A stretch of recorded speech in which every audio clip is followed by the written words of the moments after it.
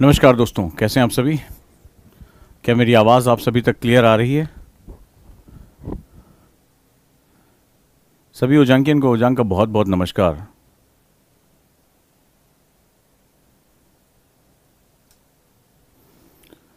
क्या आप लोग मुझे सुन पा रहे हैं? मेरी आवाज़ क्लियर है आप सभी को? Good evening all of you.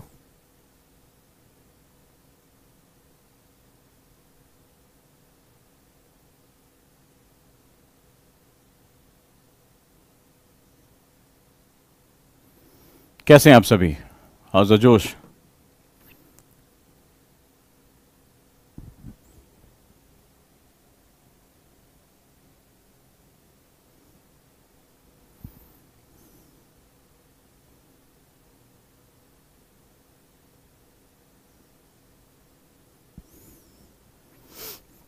चलिए दोस्तों, तो आज हम शुरू करते हैं। हमारा बहुत ही एक बेहतरीन टॉपिक है आफ्टर ट्वेल्थ। यानी जब भी, ये सिर्फ आफ्टर ट्वेल्थ एक नाम है, लेकिन जब आपको लगे कि हाँ मेरे पास 2 से 3 साल हैं, आज की क्लास उन सभी के लिए है। 2 to 3 ईयर्स जिनके पास लगता है, वो चाहे कभी भी हो, 2024 देना हो, 2023 देना हो, 2026 देना हो, कुछ भी हो, जब उनको लगता है कि मेरे पास 2 से 3 साल हैं, तो मेरी तैयारी का सही आयाम क्या होना चाहिए। दोस्तों, इस तरह की मैंने क्लासेस में आपको बताया था कि शुरुआत आप सिलेबस से कर सकते हैं, फिर उसके बाद लेवल 1 की बुक्स पढ़ते हैं। लेवल 1 की बुक्स पढ़ने के बाद, जैसे मान लो एनसीईआरटी हो गया, फिर आप लेवल 2 की बुक्स पढ़ते हैं, फिर ऑप्शनल करते हैं, फिर आंसर राइटिंग की बात आती है, आपकी आंसर राइटिंग हो गया, और इसके पश्चात आप जो है वो एस्से हो गया, और अपनी जो है इंटरव्यू की प्रिपरेशन करते हैं आप, और इसके साथ साथ आपकी तैयारी होती है। ये बहुत ही हॉलिस्टिक है और इस पर हम कई बार बात कर चुके हैं, कई लोगों ने इसके बारे में बात किया, राइट, कि मतलब आप पहले सिलेबस से शुरुआत करें। जैसे कि मेरा जो है सिलेबस का जो एनी टाइम लर्निंग ऐप पे उसकी फ्री क्लासेस पढ़ी हैं, उसको आप पढ़ सकते हैं, देख सकते हैं। लेवल 1, लेवल 2 एनसीईआरटी की अभी क्लासेस चल रही हैं, एनसीईआरटी आंदोलन, लेवल 2 हो गया, ऑप्शनल हो गया, आंसर राइटिंग हो गया, एसए और तमाम तरह के इंटरव्यू की प्रिपरेशन, ये हम सभी जानते हैं। तो फिर आज की क्लास बाकी क्लासेस से अलग कैसे है? हर बार मैं कुछ नई चीजें लेकर आता हूं, नई बार साइकोलॉजिकल फैक्टर्स लेकर आता हूं। तो आज की क्लास में भी हम उसी तरह के साइकोलॉजिकल फैक्टर के बारे में बात करेंगे कि आज बेसिकली मैं आपसे कुछ चीजें बताऊंगा कि ये होता है कि सिलेक्शन के लिए मुझे ये बेसिक रिक्वायरमेंट है, ये मेरी। अब हम बात करेंगे आज फेलियर क्यों होता है। अगर हमें ये चीजें पता है कि सिलेबस पढ़ लो, लेवल 1 की बुक्स पढ़ लो, लेवल 2 की बुक्स पढ़ लो, ऑप्शनल पढ़ लो, आंसर राइटिंग कर लो, एस्से कर लो, सिलेक्शन हो जाएगा, ये बात सबको पता है। अगर ये बात सबको पता है तो होता क्यों नहीं है? अगर ये पता है कि ऐसे हो जाएगा, ठीक है, यही सही तरीका, इंटरनेट पे अवेलेबल है, हजारों वीडियो पड़ी है, तो होता क्यों नहीं है? मेरा क्वेश्चन है, होता क्यों नहीं है? सिलेक्शन हो क्यों नहीं रहा? पास क्यों नहीं हो रहे हो? आज मैं इसके बारे में बात करने जा रहा हूं कि वो फंडामेंटल्स जो इसके बियॉन्ड है।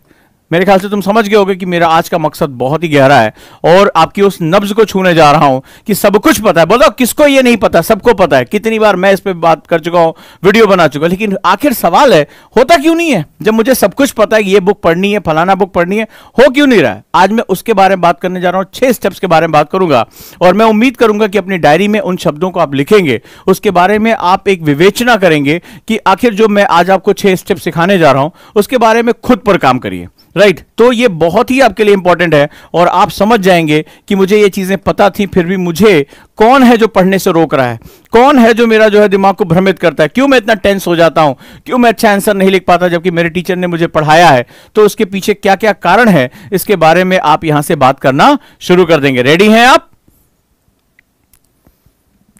रेडी हैं? तो मैं आगे चलूं। मेरा मकसद आप समझ में आ गए। आज हम बात करेंगे कि क्यों होता नहीं हमसे। जब सब कुछ पता है तो हम क्यों नहीं कर पा रहे? हमें पता है कि 10 घंटे पढ़ना चाहिए, क्यों नहीं पढ़ पा रहे? ठीक है, वो चीजें क्या है और उसके पीछे जो स्टडी मैकेनिज्म है वो रिस्पॉन्सिबल नहीं है। किताबें अवेलेबल है, कौन ऐसा स्टूडेंट जिसके पास किताब अवेलेबल नहीं है, मैगजीन अवेलेबल नहीं है, सिलेबस अवेलेबल, सब कुछ इंटरनेट के जमाने में। आज 20-30 साल पहले होते तो कह सकता था हाँ गांव देहात का अंतर, आज सब कुछ अवेलेबल है। तो क्या चीज है जो नहीं है? और वो है कि इनके साथ अपना माइंड मैकेनिज्म कैसे लेकर चलना है। और आप समझ गए होंगे कि बहुत ही गहरी बात है आज की, और बहुत ही महत्वपूर्ण जो है वो अपडेट्स हम लोग आज करने जा रहे हैं। चलिए शुरू करते हैं हम लोग। तो सबसे पहले हम यहां पर बात करने जा रहे हैं माइंड मैकेनिज्म की। माइंड मैकेनिज्म ये कुछ ऐसा है, क्या चीज है क्या चीज है, मुझे कौन है जो एनसीईआरटी पढ़ने से रोक रहा है, क्या है जो आंसर राइटिंग में नहीं कर पा रहा हूं, ऑप्शन मुझे क्यों नहीं समझ में आ रहा है, गलत ऑप्शन मैंने कैसे चुन लिया। बहुत सी ऐसी चीजें हैं जो आपको जानना बहुत जरूरी है। एक छोटा सा एग्जांपल लेता हूं, ठीक है। आप एक ऑफिस में काम कर रहे हैं, फॉर एग्जांपल आप एक ऑफिस में काम करते हैं और आपको आपके बॉस ने कहा कि जाओ और तुम एक प्रिंट लेकर आओ, ठीक है। आप प्रिंट जो है जब लेते हैं, प्रिंटर को जब आप कमांड देते हैं तो एक पेपर निकलता है और पेपर में आप क्या देखते हैं कि गलतियां हैं, उसमें स्पेलिंग मिस्टेक्स हैं प्रिंटर में, ठीक है। जब आप दिखाते हैं, जब आप आउटपुट निकालते हैं, बड़े ध्यान से मेरी बात समझिएगा, आपकी क्लास समझ में आ जाएगी, तो आपको समझ में आता है कि इसमें बहुत गलतियां हैं। फिर आप दूसरा प्रिंटर, पहले प्रिंटर के बजाय दूसरे पे जाते हैं, फिर सेम प्रिंट आउट लेते हैं, क्या होगा, प्रिंट आउट में फिर गलतियां अंदर होती हैं, कुछ मिस्टेक है। फिर तीसरे प्रिंटर पे जाते हैं, फिर आपको वही गलती दिखाई पड़ रही है। तो आपको क्या करना होगा, आपको यहां पर क्या चीज करनी होगी, क्या प्रिंटर को बदल देने से, आप मुझे जवाब दें, मेरे साथ इस क्लास में जुड़े, क्या प्रिंटर को बदल देने से मेरी ये गलतियां खत्म हो जाएंगी? मुझे जवाब दें, क्या ये प्रिंटर चेंज कर देने से, 1 2 3 4 कंपनी चेंज कर देने से, क्या जो प्रिंट की मिस्टेक्स हैं, जो प्रोग्रामिंग की मिस्टेक्स हैं, इंटरनल मिस्टेक्स हैं, वो सेंटेंस गलत लिखा है, ग्रामेटिकली गलत है, क्या वो गलतियां सही हो जाएंगी? आप मुझे जवाब दें। नहीं सही होंगी, बिल्कुल सही कहा आपने, ये नहीं सही होंगी। तो मुझे अगर इस प्रिंटिंग जो अंदर सेंटेंस स्ट्रक्चर में गलती है, प्रोग्रामिंग में जो गलती है, उसको सुधारने के लिए क्या करना होगा? उसको सुधारने के लिए क्या करना होगा? क्या करना होगा? मुझे ये जो कंप्यूटर यानी इसका जो मेन सोर्स है, ये जो कंप्यूटर का सोर्स था, मुझे इसके अंदर जाकर प्रोग्रामिंग को करेक्ट करना होगा। जब ये प्रोग्रामिंग को या जो टाइपिंग है या जो भी आपने लिखा है, जब ये इंटरनली अपने सोर्स यानी अपने स्रोत पर ये जब सही होगा, तब आप किसी से भी प्रिंट लेंगे, आपका आउटपुट अपने आप निकल आएगा। समझ गए मेरा मकसद? मैं टीचर चेंज कर दूं, मैं कोचिंग चेंज कर दूं, मैं बुक्स चेंज कर दूं, बदलते रहेगा, हिंदी मीडियम, इंग्लिश मीडियम, ये सब प्रिंटर्स हैं। ये आउटपुट आपको बार बार गलत ही आएगा। क्यों? क्योंकि आपने खुद पर काम नहीं किया, आपने अपनी कोचिंग पे काम किया, अपने किताबों पे काम किया, टीचर पे काम किया, खुद पर आपने काम ही नहीं किया। सोर्स तो आप हैं।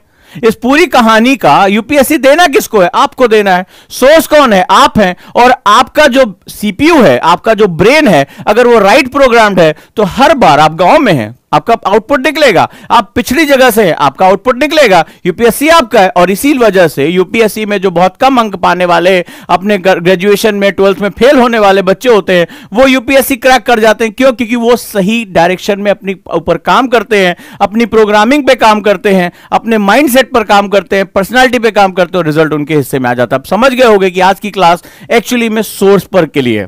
सोर्स पर काम करना शुरू करिए। बहुत छोटी छोटी चीजें, ये छोटी छोटी चीजें हमारी जिंदगी बदल के रख देती हैं। हम पूरे टाइम, जैसे वो एक हिरन होता है ना, उसकी थैली में कस्तूरी होता है और उसकी सुगंध में वो दुनिया नाचता रहता है, और उसके अंदर कस्तूरी, उसी तरह आप भी उसी हिरन की तरह हो, मृग की तरह हो, कि आपका सॉल्यूशन आपके आसपास है। आपको अपने सबसे पहले एटीट्यूड और ब्रेन पर आपको काम करना है, और आप पूरी दुनिया में इसका सॉल्यूशन घूमते रहो। ये टीचर अच्छा है, वो टीचर बुरा है, वो कोचिंग अच्छी है, वो कोचिंग बुरी है, वो किताब अच्छी है, वो नई वाली एनसीईआरटी, पुरानी वाली एनसीईआरटी, पूरी दुनिया की डिबेट तुम करते चले जा रहे हो। लेकिन तुम कहां, जहां काम करना चाहिए वहां पर तुम्हारा कोई वर्क नहीं हो रहा है। राइट? तो चलिए अब हम इस पर आज काम करते हैं कि वो माइंड मैकेनिज्म क्या है जो मेरे बिगिनर, खासतौर में सभी बिगिनर से बात करने जा रहा हूं, जो मेरे जितने भी बिगिनर स्टूडेंट हैं, मैं उनसे बात करने जा रहा हूं, विच इज वेरी इंपॉर्टेंट। और उन पर मैं बात करूंगा कि ये बेसिकली फंडामेंटल है क्या मेरे लिए। Right? This is the fundamentals मेरे पास क्या है। एक बहुत छोटी चीज है, लेकिन ये चीजें जो है वो आपको गलतियां करने से आगे रोक देंगी। पहला क्वेश्चन, आज आप एक डायरी लें, ठीक है, और पहला क्वेश्चन लिखें। आज उसमें फर्स्ट क्वेश्चन, हम माइंड को प्रोग्राम करने जा रहे हैं, हम रीप्रोग्राम करने जा रहे हैं। सबसे पहले, what is your overall mission? ठीक है, लिखो, what is my overall mission और पर्पज। मेरा समग्र उद्देश्य, समग्र उद्देश्य या लक्ष्य क्या है? छोटा सा क्वेश्चन लिखो, एक पेज छोड़ देना। 6 पेज आज मैं तुम्हारा इस्तेमाल करूंगा, 6 पेजेस। लेकिन इस पर तुम्हें आज अपना काम करना है पेंसिल के साथ। लक्ष्य क्या है? कहोगे ये तो बड़ा आसान है। सीरियसली, सीरियसली 2 वर्ड है, ओवरऑल। ओवरऑल का मतलब है आज तुम अपनी शुरुआत कर रहे हो, तुम कैसे सोचते हो? अब गलती बताता हूं, तुम सोचोगे सर मुझे पता मुझे आईएएस बनना है, ठीक है, तो इसका मतलब है तुम्हारा ओवरऑल पर्पस नहीं है। बस यही सबसे बड़ी गलती करके। क्यों? क्योंकि तुम मिड में हो। What about after IAS? आपको नहीं पता, तो आप एकदम मिड सेशन में हो और आपको लगता है सर मुझे आईएएस बनना है, सर मुझे आईपीएस बनना है, यूपीएससी सर क्रैक करना है। ये इसको ओवरऑल पर्पस नहीं करते। Overall purpose is all about the purpose of life. क्या बोलते हैं इसको? बड़े ध्यान से समझना, पर्पस ऑफ लाइफ। जानते हो ये पर्पस ऑफ लाइफ क्या होता है? कितने लोग इसे जानते हैं? जीवन का उद्देश्य, जीवन भर का उद्देश्य, जीवन का उद्देश्य और जीवन भर का उद्देश्य। आज मैं तुम्हारे माइंड को वहां लेकर जा रहा हूं। तुम जिंदगी भर मोटिवेशन ढूंढते हो, आज मैं तुम्हें इंस्पिरेशन, खुद को प्रेरित करना सीख जाओगे आज की क्लास के बाद, कि खुद को कैसे प्रेरित करना है, खुद को अपनी अंधेरों में लड़ना कैसे है। और जब मैं थक जाऊं, मैं टूट जाऊं, तो मैं वीडियो देखकर ताकत नहीं प्राप्त करूंगा, ताकत मेरे अंदर है। बस आज 6 पेज मुझे दे दो, 6 पेज में जो कहता जा रहा हूं उसको लिख लो, तुम्हें जहां पहुंचना है, जैसे पहुंचना है, वो तुम्हारे हिस्से में आ जाएगा। पर्पस ऑफ लाइफ क्या है, यानी जीवन का उद्देश्य क्या है। जब मैं जीवन के उद्देश्य की बात करता हूं तो बहुत इंपॉर्टेंट सेगमेंट होता है। जानते हो, जब हमारी गाड़ी कहीं कीचड़ में फंस जाती है, हमारी कार जब कहीं कीचड़ में फंस जाती है, तो हमें क्या करना पड़ता है? मान लो कहीं फंस गई, मान लो हमारी ये कार है, हमें इसको ड्रैग करना पड़ता है। क्या करना पड़ता है? ड्रैग करना पड़ता है, हमें खींचना पड़ता है, धक्का देना पड़ता है लाइफ में। तो जब हम यूपीएससी की तैयारी में आते हैं तो यूपीएससी का रास्ता ऐसे नहीं है। तुम्हें लगता होगा आज हमने शुरू किया है बाबू, हम जो है वो क्या होगा, ये पहुंच गए लबासना, ये हमें लगता है कि हम ये लबासना पहुंच गए। बिल्कुल गलत है। यूपीएससी का रास्ता ऐसे चलता है, ऐसे चलता है। बहुत ही ऊंची नीची पहाड़ियां हैं, बहुत अप्स एंड डाउन्स आते हैं। कभी आप ढाल पर लुढ़क जाते हो, फिसल जाते हो, कई बार खुद को धक्का देने में अतड़ियां जो है वो निकल जाती हैं। इतनी बार खुद को धक्का देना पड़ता है, खुद से लड़ना पड़ता है, नींद से आंखें भरी हुई हैं, थकान से शरीर टूट रहा है, और खुद से कहना उठ उठ, तुझे पढ़ना है। अपने अंदर एक उत्तेजना पैदा करनी पड़ती है। सामने लक्ष्मीकांत पड़ी हुई है, विपिन चंद्रा पड़ा हुआ है, छोड़ यार वेब सीरीज देख लेते हैं, हाथ में फोन खुला हुआ, अंदर से एक आवाज आती, खुद को एक तमाचा मारते, उठ उठ, तुझे पढ़ना है। तो क्योंकि तुझे अब पता है। लेकिन वही स्टूडेंट एक बैठता है और कहता है अरे यार छोड़ यार, आज एक वेब सीरीज देख लेते हैं, अभी नई आई है झकासी फैमिली मैन, कल पढ़ लेंगे। भाई तेरा कल पढ़ेगा। लेकिन जिसको यह पता होता है कि मेरे जीवन का उद्देश्य क्या है, वो ड्रैग करता है। देखो गाड़ी को हमने खींचा ना, कीचड़ से निकाला, तो यहां पर तुम फंस चुके हो। जब कुछ महीने बाद तैयारी के तुम्हारा डाउनफॉल आएगा, तो तुम्हारे अंदर ही एक व्यक्तित्व निकलता है और तुम्हें खींचता है। और कौन खींच पाता है? जिसे पता होता है कि अंतिम क्षितिज पर क्या चमक रहा है, ये उसको पता होता है मेरे लिए क्या रखा है। और वो लोग होते हैं जिनको लबासना आईएएस जिनका ड्रीम नहीं होता है। बिल्कुल गलत ना। ये तो मोटिवेशन जितना हम सोचते हैं उसका बहुत कम परसेंट हमें मिलता है भाई, हर चीज में ध्यान रखना। तो जिसका उद्देश्य सिर्फ आईएएस बनना नहीं है, जिसका उद्देश्य देश का बेहतरीन प्रशासक बनना है, याद रखिएगा, एडमिनिस्ट्रेटर बनना है। और वो क्या काम कर रहा होगा, उसको पता होगा कि जब मैं आईएएस बनकर जाऊंगा तो मेरे यहां बच्चियों को मैं शिक्षा दूंगा। मेरा मकसद है, मैं अपने यहां इंफ्रास्ट्रक्चर का मैंने कमी झेली है, अच्छे स्कूल नहीं मुझे मिले हैं, मैं उनके लिए काम करूंगा, जीवन पर्यंत काम करूंगा। मुझे अपने प्रशासन में, सिस्टम में किसी से लड़ना पड़े, मैं लड़ने के लिए तैयार हूं। बेहतरीन प्रशासक मुझे बन के निकलना है। यानी तुम्हें यह नहीं सोचना है कि मेरा ये लबासना पहुंचकर जो है मैं आराम से अंगूरों के बाग में लेटूंगा ना।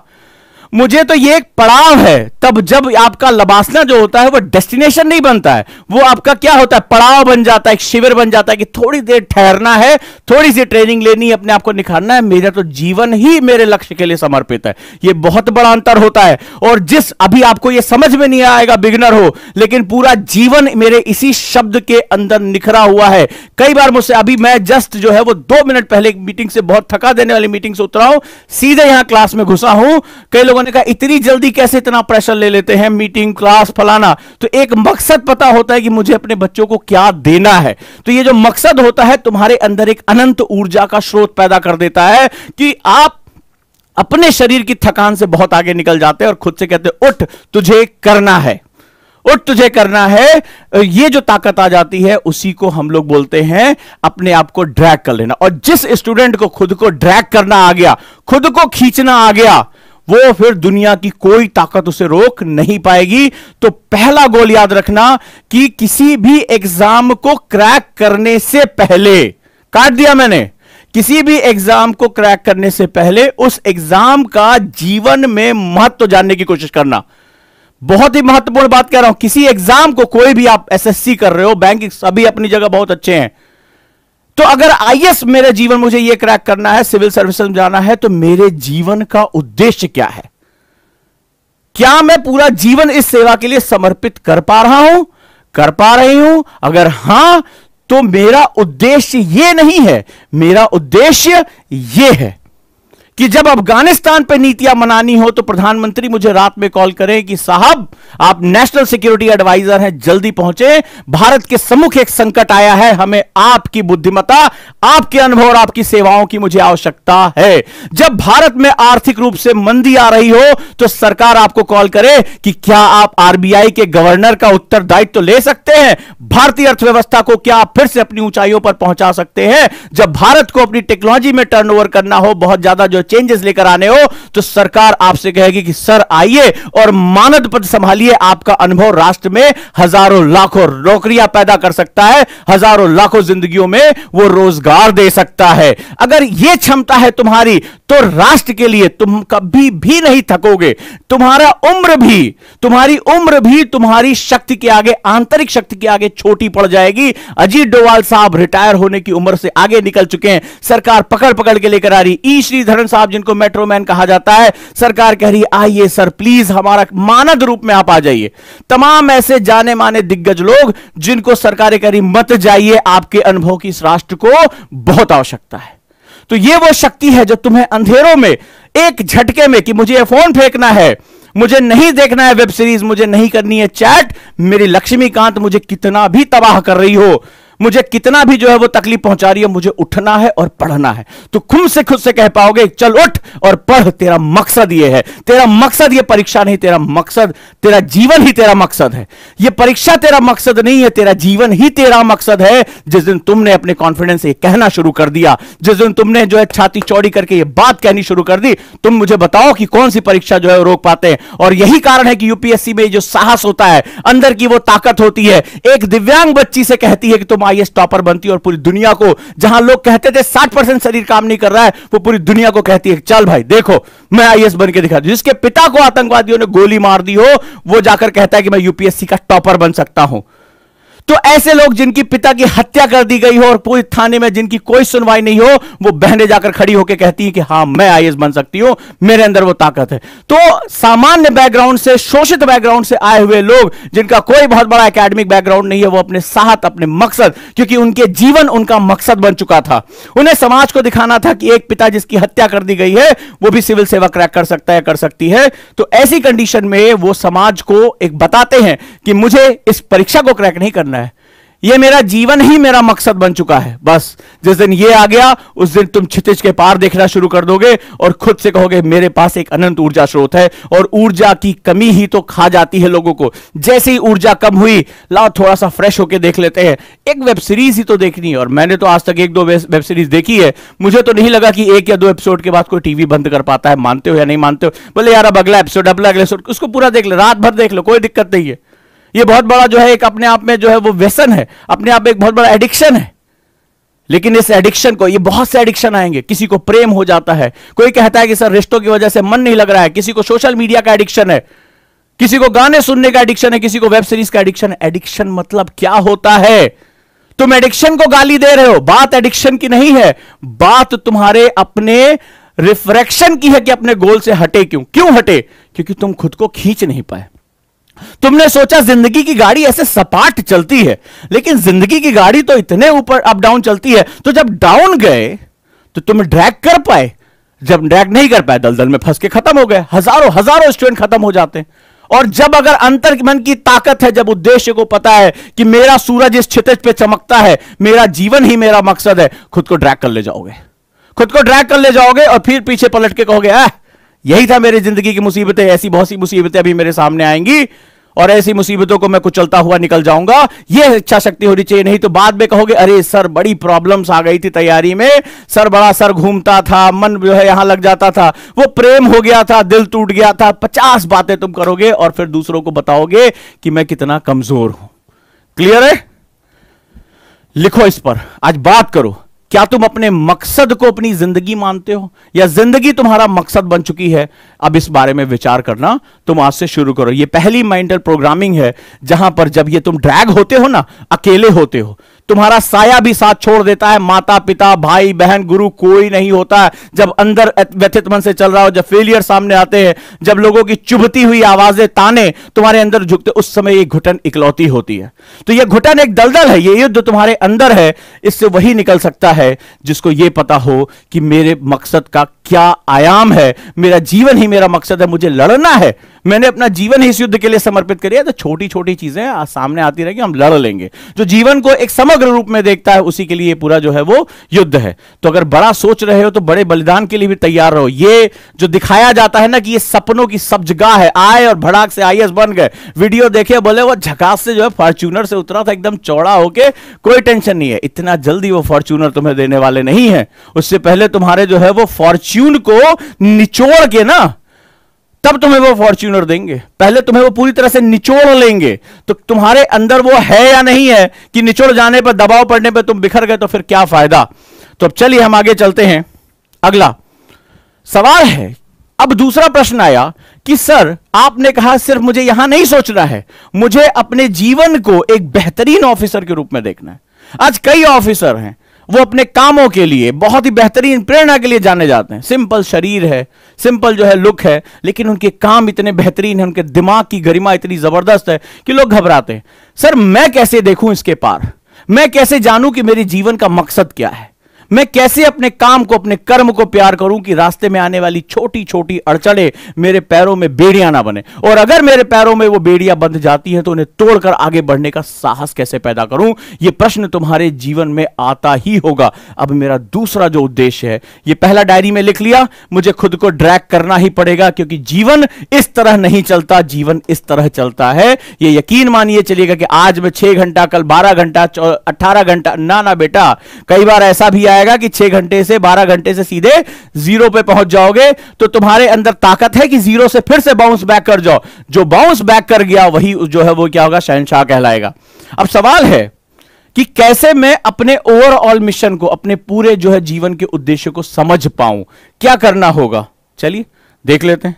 अगला प्रश्न लिखो, इस लक्ष्य के महत्वपूर्ण परिणाम क्या हैं। इस लक्ष्य के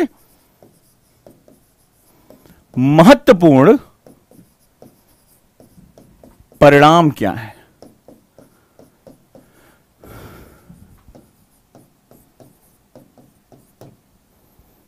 लॉ ऑफ अट्रैक्शन एक बहुत ही खूबसूरत किताब है, ठीक है। कई लोग सीक्रेट के नाम से भी उसको पढ़ते हैं। कॉस्मिक एनर्जी के बारे में भी बात करते हैं कि ब्रह्मांड से जो मांगो वो तुम्हारे सामने तुम्हारा अवचेतन मन लाकर खड़ा कर देता है। यह प्रश्न कुछ उसको आधारित है। जब मैं अपने मकसद को वास्तविकता में रूप में देखा, मैं तुम्हें एक प्रैक्टिस बताने जा रहा हूं। अपने कमरे में जहां तुम एकांत में हो, अलमारी के अंदर, डायरी के अंदर एक विजुअल बुक बनाओ, एक ऐसी किताब बनाओ जिसमें अपनी फोटोज को, अपने विजुअलाइजेशन को तुम सामने रख सको। यानी कि जब मैंने कहा कि मेरे लक्ष्य के महत्वपूर्ण परिणाम क्या हैं, यानी कि what are the key results of this goal, key results of this गोल, कि मैं जो यूपीएससी को क्रैक करने जा रहा हूं उसके रिजल्ट्स क्या हैं। तो रिजल्ट तुम्हारे और मेरे अलग हो सकते हैं। मान लो मेरे पिता को जमीन से बेदखल किया गया था, तो मुझे अपने पिता का सम्मान दिलाना है, मुझे वापस लेकर आना है वो सम्मान, वो जो है उनको जो है शोषित किया गया, उनको मारा पीटा गया, मुझे उनको न्याय दिलाना है। मुझे मेरे किसी भी अवस्था की वजह से समाज में मेरा मजाक उड़ाया गया, मेरा जीना हराम किया गया, और मेरे वजह से मेरी जो है अस्मिता पर, मेरे गर्व पर उन्होंने जो प्रहार किया है। तो नाम लिखो वो कौन कौन है जिनको मुझे जवाब देना, उनको विजुअलाइज करके लेकर आओ। परिणाम, मैं अपने समाज में बदलाव लेकर आना चाहता हूं। वो बदलाव तुम संसार नहीं बदल दोगे, लेकिन उन चीजों को पकड़ो जो बदलाव कर सकती है। मुझे शिक्षा में, ठीक है, मुझे अपने स्कूल, अपने गांव, प्राथमिक शिक्षा में, महिलाओं की सुरक्षा में, मुझे बहुत बदलाव करने हैं तो मैं बदलाव करने के लिए तैयार हूं। ये विजुअल बोर्ड बनाओ, यानी दृश्य कर सको, अपने लक्ष्य को गहराई से देख सको। ये जब एकांत में होगे तो यही तुम्हारा सबकॉन्शियस माइंड सिर्फ पिक्चर फॉर्म में चीजों को समझता है। इसको पिक्चर फॉर्म में लेकर आओ, अपने पिता की फोटो लगाओ और नीचे लिखो, मैं इन्हें गर्व अनुभूति कराना चाहता हूं। उस व्यक्ति की फोटो लिखो जिन्होंने इसको अपमानित किया था, वहां रखो कि मुझे इस आदमी को इसका जवाब देना है। मुझे यहां पर अपने उस स्कूल की, जहां तुम पढ़े हो, नदी पार करके तुम्हें जाना पड़ता था, स्कूल में मास्टर नहीं आते थे, मुझे यहां पर जाना है और यहां पर स्थितियों को सुधारना है। सिर्फ सोचो नहीं, कहो नहीं, देखना शुरू करो। दो तरह से कहा जाता है, एक दुनिया से कहा जाता है और एक खुद से कहा जाता है। हम ज्यादातर दुनिया को बताते हैं, सर मैं आईएएस बनना चाहता हूं क्योंकि मैं समाज में सुधार करना चाहता हूं। हजारों बच्चे मुझसे यही बात कहते हैं। मैं उनसे यही पूछता हूं, तुमने खुद से कभी कहा? तुमने दुनिया को बताया, चाचा को बताया, फूफा को बताया, मास्टर जी को बताया, प्रेमी को बताया, प्रेमिका को बताया कि मैं ये करना चाहता हूं, मैं आईएएस बनना चाहता हूं। कभी तुमने खुद से कहा कि मैं क्या चाहता हूं? और तुम जब खुद से कहने पे आते हो, तुम्हारी भाषा को नहीं समझता है, वो तुम्हारे अंतर्मन को समझता है। ये तुम्हारा अंदर जो है वो तुम्हारे अंतर्मन को समझता है। तुम्हारा मन किस चीज को देखता है वो बड़ा ही क्या होता है, विशिष्ट होता है, बड़ा स्पेसिफिक होता है। उसको सिर्फ एक ध्येय, एक लक्ष्य ही पता होता है। इसकी तस्वीर उसके दिमाग में बैठ जाएगी कि मुझे इसको जवाब देना है, और वो धीरे धीरे वो तस्वीर छन छन के, जैसे पानी छन छन के सागलों में अंदर पहुंचता है, ये छन छन के रोज थोड़ा सा छन छन के तुम्हारे अवचेतन मन में पहुंचेगा। ये विजुअल बुक, जब तुम ये उम्मीद करो, मैं भी एक बादशाह को पढ़ रहा था, ठीक है, आप बहुत जाने माने रैपर है, आज बहुत अमीर आदमी, अरबपति आदमी हो गए, लेकिन एक बात उनकी बड़ी अच्छी लगी। उन्होंने कहा मेरे पिताजी जो है सामान्य स्टोर पे काम किया करते थे, उनको नहीं पता था ऑडी क्या होती, तो वो कहते हैं वो 5 छल्ले वाली कार यार बड़ी अच्छी लगती है, 5 छल्ले वाली कार बड़ी अच्छी लगती है। बादशाह बहुत जाने माने रैपर हैं, तो उन्होंने कहा 5 छल्ले वाली कार बड़ी अच्छी लगती है। उन्होंने कई बार अपने बच्चे के सामने कहा कि 5 छल्ले, उनको नहीं पता वो ऑडी होती है। और जब बादशाह आगे बढ़े, उन्होंने कमाया, तो उन्होंने कहा मैंने इसको अपने अंतर मन में बसा लिया था, अपने अंतर मन में बसा लिया था, अपने अंदर बसाया था। और जब मैंने पिताजी को ऑडी गिफ्ट की तो उनकी आंखों में जो आंसू थे, जो चेहरे पे चमक थी, बोले कि मैं संसार की सारी दौलत लुटा के भी अपने पिता के चेहरे पे जो मैंने चमक देखी है, जो उनकी आंखों में आंसू देखे हैं, जो मैंने भाव देखा है संतुष्टि का, वो मुझे सारी दुनिया की दौलत लुटा के भी मैं नहीं खरीद सकता। लेकिन इसको पाने, फिर अब मैंने कहा कि सर मेरे पास 3 साल है, 2 साल है, 4 साल है, तुम्हारी मर्जी, तुम जानो तुम्हारे पास कितने साल हैं। मेरे लिए तो एक क्षण, एक मोमेंट, 1 साल बहुत है। मैं अपने लक्ष्य को, मान लीजिए आपने कहा कि सर मेरे पास 3 साल हैं, तो आप बड़े रिलैक्स है, शुरू के 2 साल मजे मजे में कटते हैं, लास्ट में आप दौड़ना शुरू करते हैं। यही सबसे बड़ी गलती हो जाती है। जब आप बड़े लक्ष्य बनाएं, आपको पता है कि परिवर्तन की अलख में जा रहा हूं, लंबा समय लगेगा खुद के व्यक्तित्व को बदलने के लिए, तो क्वेश्चन नंबर 3 अपनी डायरी में लिखो। और क्या क्वेश्चन होगा? माइक्रो गोल्स और मेसो गोल्स, यानी अगले वर्ष के लिए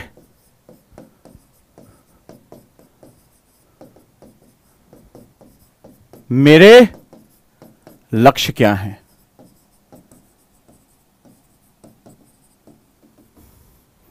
ना मैं नहीं देखूंगा 3 साल मुझे तैयारी करनी है, first year, second year, third year, मैं देखूंगा मेरे 1 साल के लक्ष्य क्या है। पहले 1 साल का लक्ष्य प्राप्त हो जाएगा तो दूसरा अपने आप प्राप्त हो जाएगा, दूसरा प्राप्त होगा, तीसरा अपने आप प्राप्त हो जाएगा।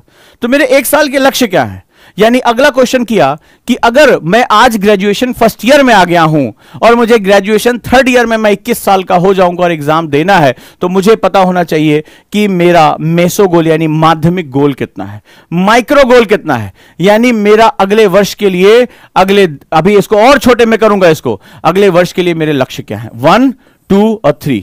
थर्ड ईयर में कहां पहुंचना चाहता हूं उसको विजुअलाइज करो, ये मेरे टारगेट है, विजुअलाइज करो, अपनी अलमारी के अंदर वाले खाने में उसको चिपका दो। फिर सेकेंड ईयर में मुझे कहां होना है, फर्स्ट ईयर में क्या मेरा एनसीईआरटी पूरा हो जाना चाहिए, नहीं मैं डायरेक्टली जंप नहीं करूंगा, मैं सबसे पहले बात करूंगा कि नहीं मेरे को कमियां क्या है मेरी, फर्स्ट ईयर में किस चीज पर काम करूंगा, क्या मैं 4 घंटे म्यूज से पढ़ जाता हूं, मैंने 12 घंटे के ख्वाब दे रखे हैं, ठीक है सर मैंने सुना है आईएएस ऑफिसर 12 घंटे पढ़ते हैं, 18 घंटे पढ़ते हैं, मेरे पास ऐसे बहुत से लोग आते हैं, अरे वो 12 घंटे पढ़े, 18 घंटे पढ़े, वो उनका मन यार, तुम कितना पढ़ते हो, तुम 4 घंटे रेगुलर नहीं पढ़ पाते और तुमने ख्वाब 12 घंटे के देख रखे। अचानक से कौन सी तुम जड़ी बूटी ले लोगे, कौन सी एकेडमी में एडमिशन ले लोगे, अचानक से कौन सा सुपरमैन हो जाओगे कि तुम जो है इसके बाद क्या करना शुरू करोगे, उड़ना शुरू कर दोगे? नहीं, जो 4 घंटे है वो 5 घंटे में कन्वर्ट होगा, जो 5 है वो 6 में होगा, 4 से सीधे 12 में जाओगे, ऐंठ जाओगे। 2 दिन तो पढ़ोगे, तीसरे दिन ऐठे ऐठे दिखाई पड़ोगे, बोले यहां दर्द है वहां दर्द है। बारीकी से रणनीति बनाओगे। यानी फर्स्ट ईयर मैंने कहा भाई मुझे एनसीईआरटी सर सारी खत्म करनी है, उसके सारे क्वेश्चन मुझे लगाने हैं, ऑब्जेक्टिव सब्जेक्टिव, ये मेरा फर्स्ट ईयर गोल है। मेरा फर्स्ट ईयर गोल है कि मैं किसी भी हालत में 4 घंटे की अपनी पढ़ाई मेंटेन कर लूं, just without any load. So sir चाहे कॉलेज के साथ साथ मुझे 4 घंटे पढ़ाई मेंटेन करनी है। सर मुझे सिर्फ न्यूज़पेपर पढ़ने की, यहां बच्चे आते हैं सर नोट्स नहीं बन रहे हैं एनसीईआर उसके न्यूज़पेपर के। अरे तुमसे किसने कहा तुम फर्स्ट ईयर में आके नोट्स बनाओ? तुम कम से कम न्यूज़पेपर को डेली पढ़ना और थोड़ा थोड़ा समझना शुरू कर दो कि हां चीजें चल रही हैं, अफगानिस्तान में क्या हो रहा है मुझे पता है, भारत में क्या हो रहा है मुझे पता है, अमेरिका में क्या हो रहा है मुझे पता है। इसके मुझे वो बहुत विशिष्ट ज्ञान नहीं लेना है, मुझे जनरलाइज करना है, क्योंकि सीखना एक प्रक्रिया है और तुम सीधे डेस्टिनेशन में पहुंचना चाहते हो। सीखना एक प्रोसेस है, प्रक्रिया है, सीखना अनवरत चलता है। उजांग सोच ले कि यार उसको बहुत कुछ आता है, ना ना, आज भी मुझे उतनी ही चीजें सीखनी है। तो सीखना एक प्रक्रिया है, तो अंत में डेस्टिनेशन क्यों मानते हो उसको कि नहीं सर वो टॉपर ने जो है वो सुने हैं कि सर वो नोट्स बनाते हैं अखबारों के, सर वो कॉपीज बनाते हैं। अरे वो तुम्हारा लास्ट स्टेज है, तुमने पहली शुरुआत की नहीं। हमारे एक कहावत है, बिच्छी का मंत्र जाने ना सांप के बिल में हाथ डाले। तुम्हें जो बिच्छू तो पकड़ना आता नहीं, स्कॉर्पियो तो पकड़ना आते नहीं स्कॉर्पियंस, और स्नेक को तुम जो स्नेक चार्मिंग में लगे हुए हो। तो सबसे पहले अपना बेस तो कम से कम क्लियर करो। So let's start it, let's start reading newspaper. Just reading newspaper is enough for you, ये मेरी हैबिट बन जाए। तो फर्स्ट ईयर तुमने हैबिट फॉर्मेशन के लिए रखा। सेकंड ईयर तुम अपने आप को क्या कर रहे हो, अपने आप को इनलार्ज कर रहे हो। 6 घंटे 7 घंटे मुझे डेली पढ़ना है, 6 घंटे मुझे डेली पढ़ना है, थोड़े से अब ज्यादा विशिष्ट चीजें पढ़नी है, अब मैं कुछ पॉइंट वाइज नोट्स बना सकता हूं। Then go to the third year, आपने कहा नहीं अब अपने आप को रिफाइन करना, जो मैंने गलतियां की उसको मुझे खत्म करते जाना है, अब मुझे बहुत स्पेसिफिक होना, आंसर राइटिंग ढेर सारी करनी है। या सेकंड ईयर से मुझे आंसर राइटिंग शुरू कर देनी है, डायरी राइटिंग शुरू कर देनी है। तो जो बेसिक फंडामेंटल है उनकी तुमने लिस्ट बनाई और लिस्ट के साथ स्टिक रहे। मैंने लिस्ट बनाई, मुझे फर्स्ट ईयर में ये खत्म करना है। आप मौज मौज में चले जा रहे हो, फिर सेकंड ईयर पहुंचे, अरे सर फिर ऐसे जाता है, सर कब तक कोर्स खत्म कराएंगे, कोर्स कब तक खत्म होगा सर, सेकंड ईयर आ गया अभी, ये वाला खत्म नहीं हुआ, वाला खत्म नहीं हुआ। तो खत्म तुम्हें नहीं करना, खत्म तुम्हारा हो रहा है। सिलेबस के साथ साथ तुम भी निपट जाओगे कि तुम अपने ऊपर काम नहीं कर रहे हो, अपने ऊपर जो है वो वर्क नहीं कर रहे हो। और थर्ड ईयर में फिर तुम बिल्कुल सर बहुत प्रेशर है, सोच रहे इस साल एग्जाम ना दें, बहुत गोल्डन चांस तुमने बर्बाद कर लिया। ऐसा होता है, ऐसा होता है, शायद होता है, राइट। सो सवालों के जवाब, सवाल पूछ लेना यहां पर यूट्यूब पे, मैं ये हूं मैं वो हूं ऐसा करता हूं, that is not a big deal. सब कुछ कर रहे हैं, तो क्या तुम शामिल होना चाहोगे? तुम्हें पता है 98% लोग फेल हो जाते हैं, तो क्या तुम फेलियर में अपने आप को लेकर आना चाहते हो? चाहो या ना चाहो, तुम्हारा जो प्रोसेस है वो तुम्हें फेलियर पे लाके खड़ा कर देगा। और अगर तुम 2% विजेताओं में शामिल होना चाहते हो तो तुम्हें अपने तरीके बदलने पड़ेंगे। तुम जो चॉइस करोगे, आज तो तुम्हें मजा आ रहा है, जिंदगी तुम्हें मुट्ठी में लग रही है, लेकिन जब ये ताथैया कराएगी ना, तो बहुत से जो है वो आईएएस की तैयारी करने वाले अखबार भी बेचते हैं। तो चॉइस तुम्हारी है, तुम किधर जाना चाहते हो, कैसे करना चाहते हो। लाइफ को जितना इजी अभी ले लोगे, लाइफ तुम्हें इजी ले लेगी, ठीक, तुम्हारे साथ खेलेगी। तो अब तुम देख लो कि तुम्हें क्या करना और क्या नहीं करना है। ये तुम्हारी अपनी जो है वो एक सेगमेंट है। मेरा काम है इसको बताना कि स्टेप बाय स्टेप चलो, आराम से इसको सीखो, समय लो अपने आप को प्रिपरेशन करने के लिए। अगर यूपीएससी सोचा है तो वो देश की सबसे प्रतिष्ठित और सबसे बड़ी परीक्षाओं में से एक है।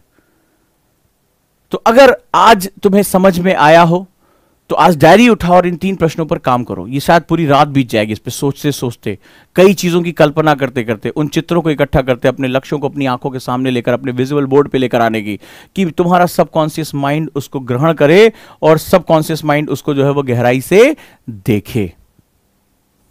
क्लियर है? जुड़े रहिए। और आप जानते हैं 12th के बाद हमारा एक कॉन्सेप्टर बैच है, ईएमआई बैच, उसके साथ भी आप जुड़ सकते हैं। कई बच्चों ने मुझसे आंसर राइटिंग के बारे में पूछा, 1 सितंबर से हमने उसकी डेट चेंज की है। 1 सितंबर से हमारी आंसर राइटिंग कोर्स शुरू हो रहा है मेरे साथ, उसके साथ भी आप जोड़ सकते हैं। और अभी करंट अफेयर्स का 365 बैच है, उसके साथ भी आप जोड़ सकते हैं। Lot of things are there. Answer writing पे आप जो है मेरे साथ जुड़कर एनसीईआरटी आंदोलन पे एक शुरुआत तो एटलीस्ट करिए, ठीक है? अरे बात तो की जाए, शुरुआत तो की जाए, यही बहुत अपने आप में बड़ी बात है। Let's start your journey and right the answer of these 3 questions. यकीन मानिए शायद पूरी रात गुजर जाएगी आज आपकी इन 3 सवालों के जवाब को सच्चाई के साथ ढूंढने पे। एक होता है अपने आप से हम झूठ बोलते हैं, हम कॉस्मेटिक लोग होते हैं, हम दूसरों के विचारों को अपनी कॉपी में थोपते हैं। खुद से बेईमानी जितनी करोगे ना, उतना ही अपने मकसद से दूर होते चले जाओगे। ये आर्टिफिशियल लाइफ यूपीएससी के दबाव के सामने पिघल जाती है। डन है?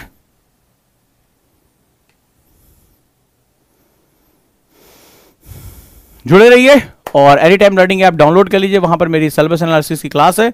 अच्छे से पढ़ाई करिए, कोई और चीज जो है वो पूछनी है वो मुझे बताते रहिए। और सवालों को ढेर सारा पूछना कभी भी सॉल्यूशन नहीं हो सकता। सवाल अनंत है, किसी की चीज के पीछे क्या क्यों कैसे लगा दो।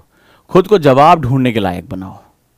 सवाल पूछने वाले तो ये पूरे धरती पर फैले हुए हैं, जवाब देने वाले बहुत कम हैं, और जो जवाब देने वाले हैं दुनिया उन्हीं के पीछे जाती है। तो तुम्हें चुनना है कि तुम केवल क्या क्यों कैसे, सर ये होगा वो होगा, वहां नहीं होगा यहां नहीं होगा। तुम देखो तुम किस कैटेगरी में बैठे हो। ये तुम्हें जवाब देने वाला बनना है तो अपने अंदर साहस पैदा करना पड़ेगा, अपने दिमाग को बिल्कुल साफ करके रखना पड़ेगा। मकसद तुम्हारे सामने है। मेरी बात अगर क्लियर रही हो तो थोड़ा सा तुम इसके बारे में बताना कि हाँ सर ये गलतियां होती हैं हमसे।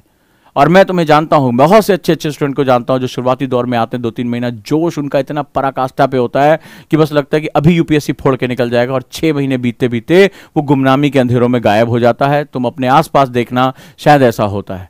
क्योंकि यूपीएससी को वो जब समझता है अंदर घुसने के बाद, उसको समझ में आता है कि रास्ते बहुत गहरे हैं और खुद को ड्रैग करने की ताकत उसके अंदर नहीं है। तो खुद को ड्रैग करने की ताकत पैदा करो। वो तब पैदा कर पाओगे जब किसी एग्जाम को मकसद नहीं बनाओगे, जिंदगी को मकसद बनाओगे, तो एग्जाम तुम्हें बहुत छोटा लगने लगेगा। मेरी बात अगर पहुंच गई हो तो बहुत बहुत धन्यवाद। जुड़े रहिए, अपने आप को बहुत अच्छे से तैयार करिए। और इस महायुद्ध को जीतना कोई बहुत कठिन नहीं है, लेकिन अगर हमारे फंडामेंटल्स खराब हैं, हमारी शुरुआत अगर खराब है, तो फिर आगे बढ़ पाना बहुत ही मुश्किल होता है। धन्यवाद दोस्तों, थैंक यू सो मच। और सोना नहीं आज आपको, इन 3 सवालों के जवाब एक विजिबल बोर्ड आपको बनाना है।